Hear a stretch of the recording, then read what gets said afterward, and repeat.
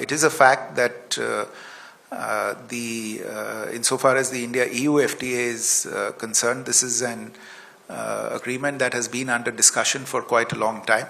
But there is no doubt that on account of developments in recent years, the urgency in concluding this FTA has increased. And last year in February, when the EU College of Commissioners paid an unprecedented visit to India, a political decision was taken at the highest level to expedite the conclusion of this FTA. Since then, the two sides have conducted several rounds of intense negotiations. I believe at least 6 physical negotiation rounds have been held, and a very large number of virtual negotiating rounds have been held. As a result of that, there is a considerable amount of progress that has been made. Certainly, this is an effort by us to look at expanding our markets, even as markets elsewhere come under pressure. The EU is a very large trading partner for India. But there is much more potential. As I said, with Germany alone, we have $50 billion in trade, which is 1/4 of our total trade with the EU. But as both the Prime Minister and the German Chancellor said, there is scope for doing much, much more. So we believe that the India-EU FTA will serve that purpose.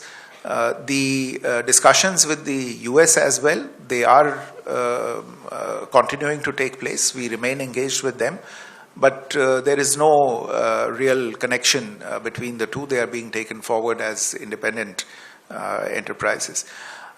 And let me just give you a flavor of the discussions that took place between the two leaders. The Chancellor, for instance, remarked on the changing world order, the instability that global order is facing, and why in this context it is ever more important for India and Germany to take their relationship to a new level and to do much more, in fact, in his words. And in this context, he laid particular emphasis on Germany's very strong support for the early conclusion of the India-EU FTA.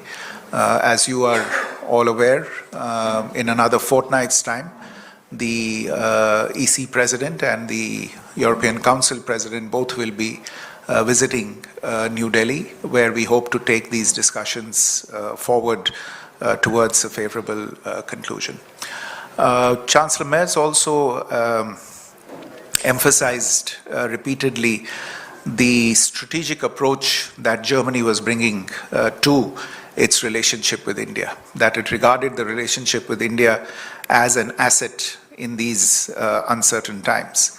And in particular, again, there was a considerable amount of discussion on the defense side of the relationship, which is seeing good and very promising progress. One of the things that has been a high point in the relationship in recent years is the people-to-people relationship, the growing Indian expatriate community in Germany, including students. There are today nearly 60,000 students in Germany and nearly 300,000 people of Indian origin in Germany, a number that has grown quite significantly in just the last half a dozen years or so. And it was heartening to hear Chancellor Merz extend a hearty welcome to this expatriate community, to Indian students, to skilled workers from India, given the fact that they complement the needs that German society, German business, and the German economy have at this point in time. And this is now important enough for the German authorities to consider putting dedicated institutional arrangements in place to look at issues related to the community. As you're aware, the two leaders also addressed the CEOs Forum after their talks, and there too, again, the Chancellor emphasized that it was not a coincidence that India was his first destination in Asia after taking over as Chancellor. He referred to the fact that India and Germany share a relationship of long-standing trust, of political principles and democratic institutions, and that in these times it was particularly important to strengthen resilience, to protect our respective economic bases, especially against dangerous one-sided dependency on external actors. And therefore, it was important to diversify our supply chains, increase the linkages that we have between our trade, business, and investment communities. And testimony of that was the very strong business delegation that was accompanying him. In his remarks, Prime Minister Shri Narendra Modi pointed to the strong growth that had taken place in trade between India and Germany, which has now crossed nearly $51 billion. And that represents a quarter of all of India's trade with the European Union. And the Honorable Prime Minister emphasized on the need to draw up a vision for taking this development forward. He also referred to the trend that we are seeing in terms of control and weaponization of technologies, and therefore the need for India and Germany to cooperate in this regard.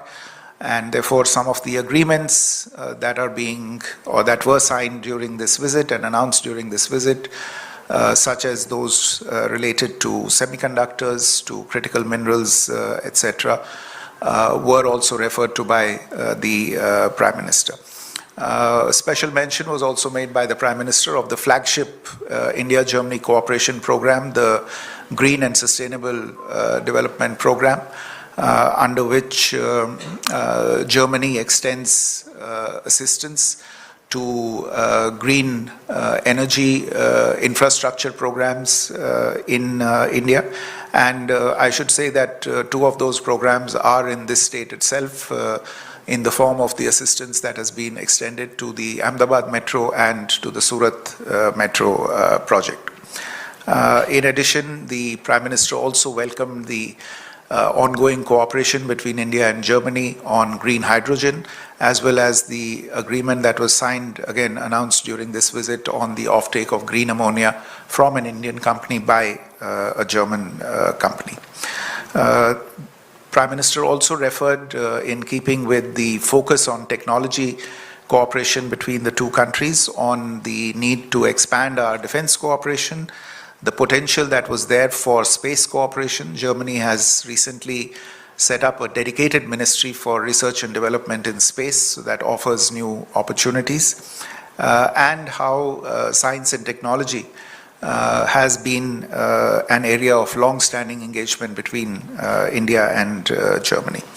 And finally, as did the Chancellor, the Prime Minister as well emphasized on the Indian expatriate community in Germany as a constructive force, as one that brought in complementarity between Indian skills and German manufacturing, and the fact that Germany was increasingly emerging as a preferred education destination for Indian students. So these were amongst the key subjects that the leaders touched on.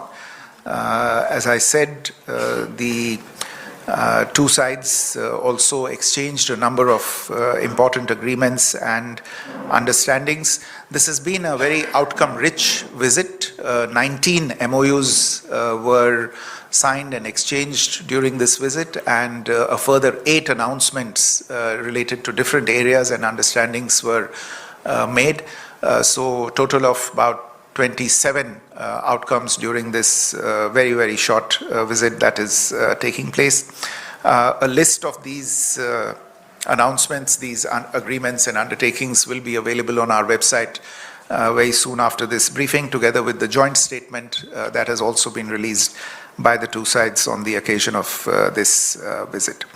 The Chancellor is currently visiting the world-famous Adlej Stepwell in Ahmedabad, and he will tomorrow travel to Bengaluru, where he will visit the premises of the German company Bosch and the Center for Nanoscience and Engineering at the Indian Institute of Science in Bengaluru. Again, these engagements highlight the strong technology, innovation and industry linkages between the two countries.